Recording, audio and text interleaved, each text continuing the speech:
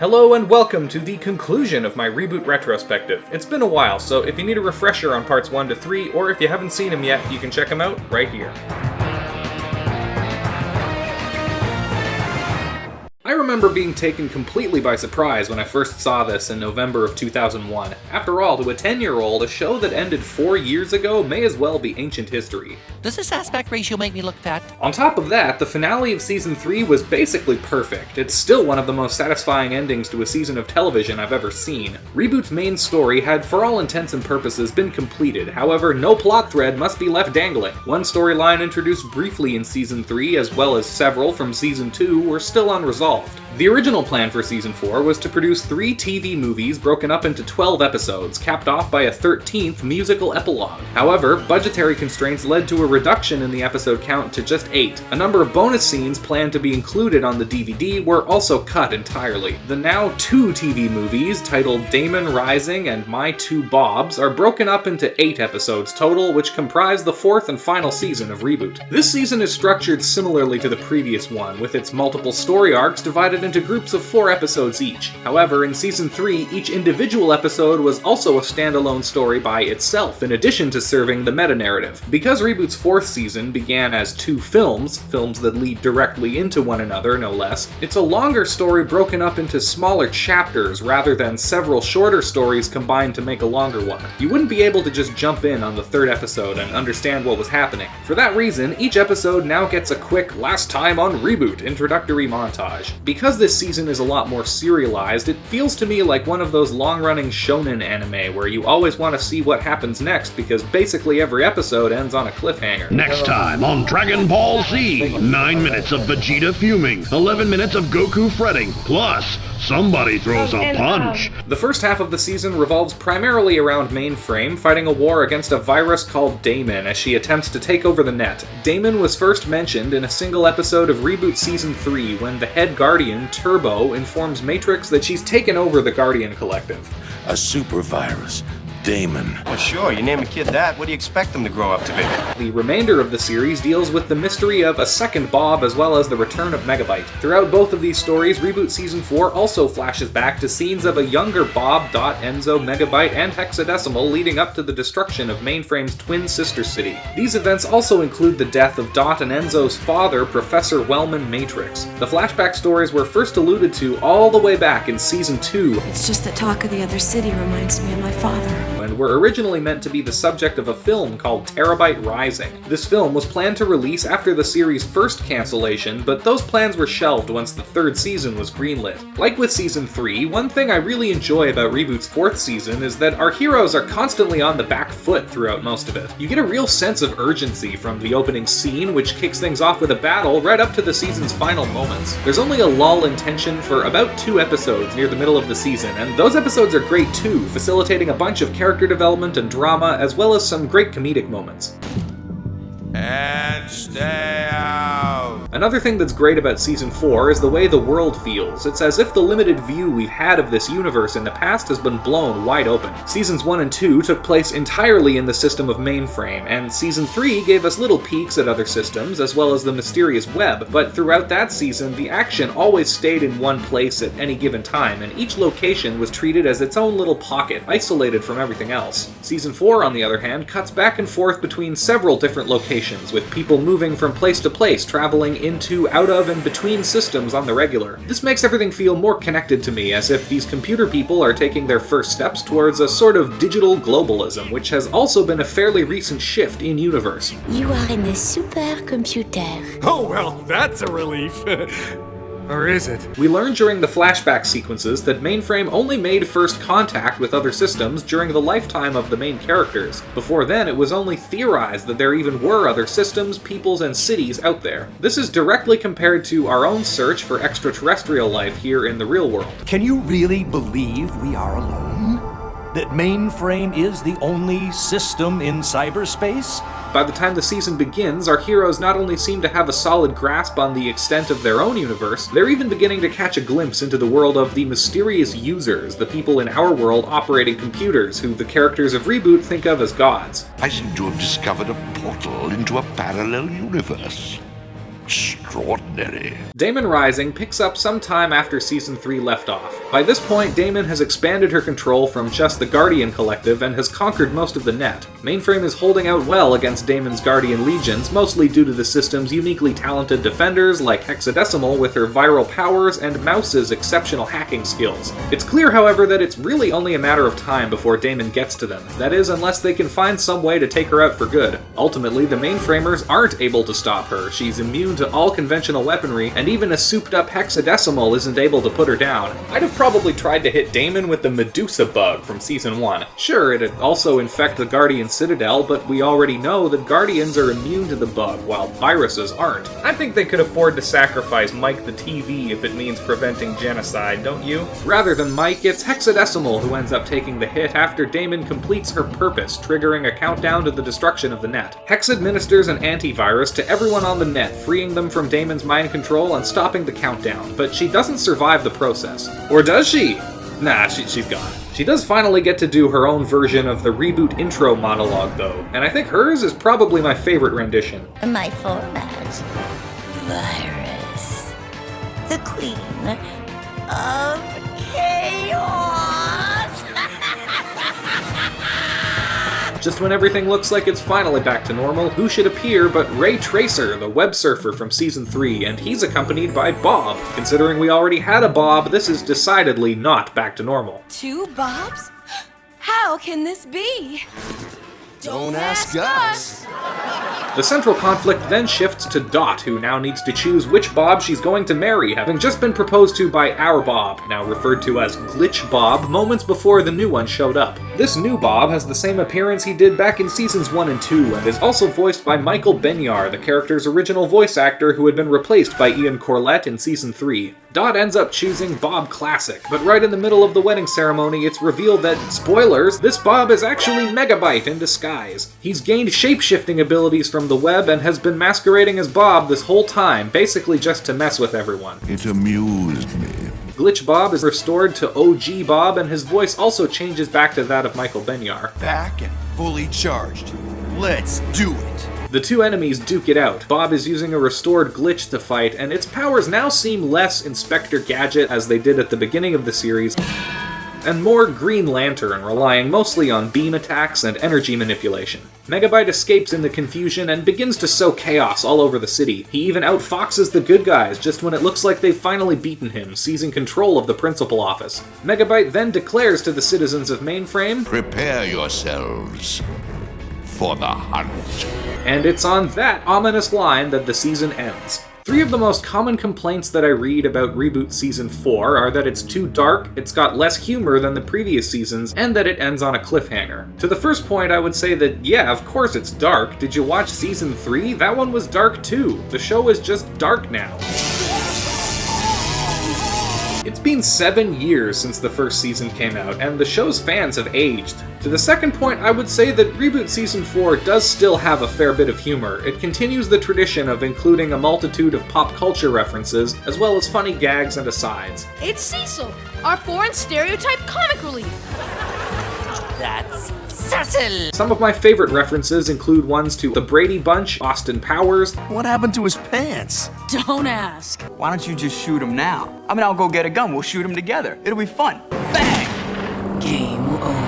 And even earlier seasons of Reboot itself. These references often, but not always, take the form of the games our heroes defend Mainframe against, and almost every episode of the season still has a game sequence in there somewhere. There's this one episode where they play a sequel to the Rocky Raccoon game from Season 3. This is the one and only time that we get to see Hack and Slash reboot, and it's into knockoff brand Coke and Pepsi cans, which is hilarious. There's also this other episode that's a send-up of anime, specifically Pokemon and Dragon Ball Z, which were both at the height of their popularity in 2001.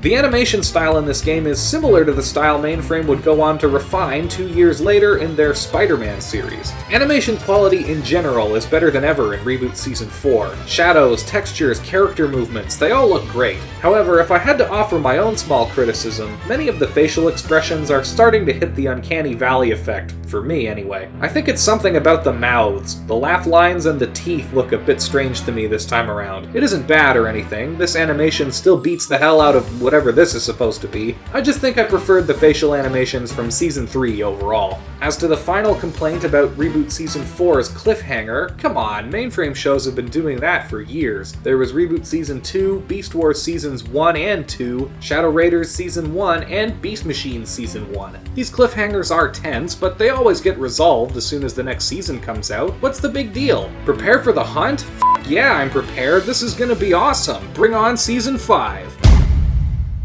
What? What?! Reboot will return after these messages. We now return to Reboot. So yeah, the show's over. That's how it ends. Not on a big celebration with a musical number humorously recapping the season, followed by a picture-perfect ending, but with the bad guy winning, announcing to all the other characters that they're about to die. Speaking of the characters, Season 4 explores the different types of ways that past trauma can affect people and their relationships. Dot, in particular, seems to be in pretty rough shape emotionally. When Megabob shows up in Mainframe, she immediately begins to gravitate more towards him than the real Bob, since his appearance and voice more closely match the positive memories she associates with him. When I see him, everything's all right. He looks right, he even sounds right. Dot's trauma then seems to get even worse after Megabyte's reveal. You alright, sugar? No. Bob, on the other hand, still bears a physical reminder of the past through his new silvery form he took on last season. Merging with Glitch didn't work. Not only is this costing Bob his health, it also feeds into Dot's emotional baggage, putting further strain on their relationship, since it serves as a constant reminder of what we've been through. All the horror. She and Bob each have scenes talking their problems out with Fong and Mouse, who both seem to get somewhat exasperated by the pair after a while. Believe me, I know, sugar. Bob continues along the path he started down last season as the show's messiah figure. That's literally to the mind-controlled Damon cult. You are my lady's messenger. Messenger? Damon needs Bob to complete her mission, since he's the only remaining Guardian who can still create portals, an ability Damon requires in order to access the last few systems she doesn't yet control. It's not explained why, but all of the Guardian's key tools disappeared some time ago, reappearing from within Bob near the end of the season to break him out of a coma accidentally induced by his attempting to separate from Glitch to more effectively compete for Dot's affections. Bob also begins to show humanitarian values in Season 4. He's now completely against the deletion of any sentient program, including viruses, and this is retconned to have been a value he's held since his academy days, preferring instead to search for a way to reformat viruses into sprites. It's a virus, Cadet. A dirty, no-use virus. Look, you don't know his story, what made him this way, A user made him this way. These beliefs put him into conflict with Matrix early on in the season, since Matrix, having grown up in the dog-eat-dog world of the games, has few compunctions about deleting anyone who stands in his way, even the brainwashed Guardians who are blameless for their actions. Mainframe comes first. We must defend our home. Mend and defend, not delete and defend. Matrix doesn't get to do as much this time around as he did in Season 3, where he was the main focus, but I don't really mind. His character arc was concluded in Season 3, and it's nice to get some more screen time for Bob and Dot, who didn't get as much of a chance to shine as Matrix did last time. There are a couple of Matrix scenes I really like in this season, though. At one point, he forces Mainframe's CPUs, the local police force, to create artificial war zones that he can fight his way out of, since he's become bored with peace. Oh, this is crazy. I nearly hit him there! Moments later, he gets excited by the arrival of a GameCube. I also think it's neat that Matrix is the only character who manages to break out of Damon's mind control with the help of little Enzo and Frisket reminding him of his pitiless hatred of viruses. Go to the dark place! Use your hate! And your journey towards the dark side will be complete. Little Enzo actually gets more character development on the whole this season than Matrix does. Now, in addition to the original Enzo's obsession with becoming important, this new Enzo also feels overshadowed by Matrix, whose exploits he's been watching televised adaptations of. I've just watched all the things I've done. I'm a Guardian now, and I'm big. with a cool gun and a babe for a girlfriend. This leads Enzo to begin mimicking his older counterpart, dressing up as him and referring to himself as Little Matrix. Eventually, once Mainframe looks truly and completely screwed, Dot attempts to use Enzo as a last desperate ploy, sending him into a game with Frisket, Hack, and Slash to grow stronger, then come back later and save them all like Matrix did the first time. Enzo doesn't want to do it though, realizing that despite being a copy of Matrix, he'd rather be his own person, and dons the Guardian Cadet outfit Bob bestowed on him back in Season 2. Enzo, along with Matrix and Dot, also sees the return of his father, Professor Wellman Matrix. It turns out that Nibbles, Megabyte's old pet Null from Season 2, was the Professor all along, having regained his memories after a second Nullzilla incident that happens early on in Season 4. Wellman's Gateway program is revealed to have played a role in spawning Megabyte and Hexadecimal, which explains this eerily dark line in Season 2. Oh, there you are, Father. Hexadecimal also considers him as such. Sister. Wellman's appearance is brief, and his inclusion seems to be primarily set up for a storyline that would have seen the Mainframers develop a cure for nullification, something that, again, was first set up in the second season. It's nice that he gets to walk Dot down the aisle, though, even with how the wedding turns out. As for the virus characters, I found them all to be a lot more interesting in Season 4 than they've been in past seasons. Damon is a totally different kind of villain than anything we've seen before on the show. Why do they suffer needlessly when the world is inevitable? She sees herself as the hero of the story, and isn't at all malevolent like Megabyte or Hexadecimal were back in the day. Damon even seems to care for those who fall under her control, forming friendships with them, if you can call it that, and she's particularly interested in the concept of romantic love, which she doesn't fully understand. She isn't above killing her underlings when they fail her, though. There is no need for anger. Soon we will be one. Ultimately, Damon just wants to complete her purpose, but I really have to question the sanity of whoever programmed her in-universe. While the motives of the users to create viruses are nebulous to the characters of the show, we viewers understand them perfectly. Hack the planet! Hack the planet! Damon, however, is a totally nonsensical and over-the-top computer virus within the context of our world. She describes her purpose as bringing order and unity to the net, but what that translates to in a practical sense is deleting everything on every computer in the world with an internet connection. When the countdown reaches 0, we'll all be deleted. Who the heck designed her, and for what purpose? They'd have to be some sort of extreme anarchist with more than a few screws loose, living out of an abandoned warehouse or something. Ah! No! Get it away! After receiving a Mainframe identification icon at the end of the last season, Hexadecimal spends the entirety of Season 4 as one of the good guys. Unfortunately though, that also means nerfing her for most of the season. She's just too powerful. The only character even capable of standing up to her in a straight-up brawl is Damon. Early on in the season, Hex is converted to a sprite by her icon after using up too much viral power. Oh my goodness. Then she converts back into a virus using energy from Mainframe's core to save the day. For the first time on Reboot, Hexadecimal gets a sort of character arc in Season 4. Last season, Bob fixed a crack in her face, which made her less crazy, more quirky. I simply adore children, but I could never eat a whole one. She can now also move her face around to make expressions, rather than emoting through switching between static masks. Now that she's a bit more down to earth, Hexadecimal is pursuing a relationship with Bob, who she's always had a thing for. You need some downtime. We could go down together. For kids. We also learned that Hex isn't a sub, as was alluded to in Season 3. I think she likes being tied up. She's actually a switch, getting a bit, shall we say, the aggressive with Bob on a few occasions. Bob! Oh, hello, Dot. Yeah, I'll get back to you. Then finally, she sacrifices herself to save him, even though that means they can't be together. Bob, I have always loved you. Dot, look after him and be happy. Though we don't get to see him much, Megabyte is more vicious this time around. He's got a corrupted appearance from his time in the web, and in addition to his shapeshifting powers, he now has the ability to control minds like Damon did. Though unlike Damon, he needs to make physical contact with his victims with these tentacles that come out of his arm like a Borg. Interestingly, Megabyte provides a counterpoint to Bob's philosophy of reformatting viruses instead of deleting them. We've just got to work out a way to reprogram you. Prepare to be reformatted. A fate worse than deletion. And they call me a monster. Finally, what makes Megabyte so much more intimidating now is that his motives have changed. He doesn't care anymore about conquering, and now he just wants to hunt everybody down. And I guess he gets away with it too. Before we wrap up, one thing I should really touch on that I haven't before in any of these videos are some of Reboot's tie-in materials. First up, there was a video game for the original PlayStation called Reboot Countdown to Chaos. The game is noteworthy for serving as a sort of lost episode of the TV series, containing almost 20 minutes of original animation from Mainframe Entertainment, complete with a new story and voice work from the entire cast.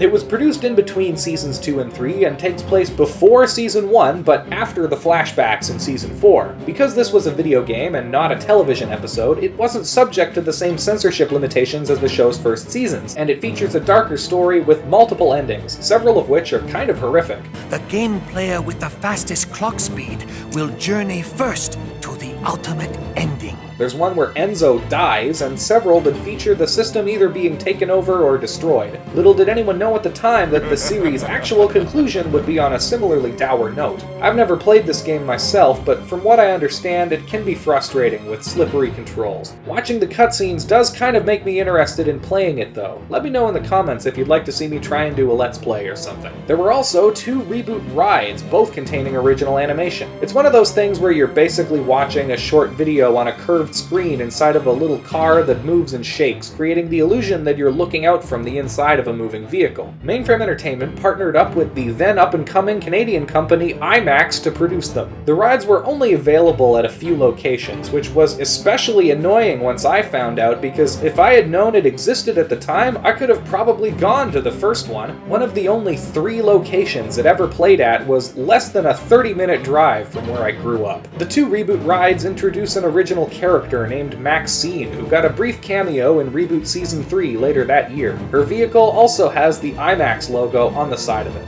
By the time Reboot's 4th season aired in 2001, Mainframe Entertainment had grown to become the largest animation studio in Canada. Despite this, they were unable to secure funding for a continuation of the show, though repeated attempts were made to get one off the ground. In 2006, the studio was acquired by RNK Capital Limited Partnership and was renamed Rainmaker Studios, with none of the original Mainframe founders involved in the company. Announcements of a Reboot continuation were made periodically for years in various forms, and a couple of teaser trailers were even produced, though they total less than 20 seconds and don't give any details of what the plot would have been. During this time, as the internet became more and more of a mainstream utility, several Reboot fan sites began to pop up. There was also a short-lived, semi-official webcomic series known as Reboot Paradigms Lost, which had creative input from and was entirely drawn by fans. Of course, there was eventually a reboot of Reboot in 2018, but I've already talked about that subject at great length, so if you haven't yet, you can experience the horror right here. My guardian code must have... We do not speak its name. The legacy of Reboot is one that really can't be overstated. The creators of the show, as well as the rest of its animation team at Mainframe Entertainment, pioneered so much of the process themselves that they literally had to design a lot of their own software from scratch, improving on it over the years. With each new show, new challenges presented themselves that were overcome, making the team's tools more robust and versatile. Nowadays, CG animation is commonplace, which makes it even more amazing to me that this now 20-year-old animation from Reboot still largely holds up. On top of that, Reboot is one of the earliest and best examples of how to write a show for a young audience without talking down to the viewers. I'd put Reboot right up there with Batman the Animated Series or Gargoyles as one of the best kids shows I've ever seen from a storytelling perspective. The cliffhanger ending may be pretty lame, but I've come to live with it, and besides, nothing was ever going to top the end of Season 3. That's not to say I wouldn't still be totally hyped if a proper conclusion were ever made. I'd love to see Reboot come back somehow in some form, whether it's a movie or even a TV movie, another series, as long as it stays true to its self and to its origins and to its past. Great stories, great characters, great sense of humor, and a great place in history. There's really nothing else quite like Reboot.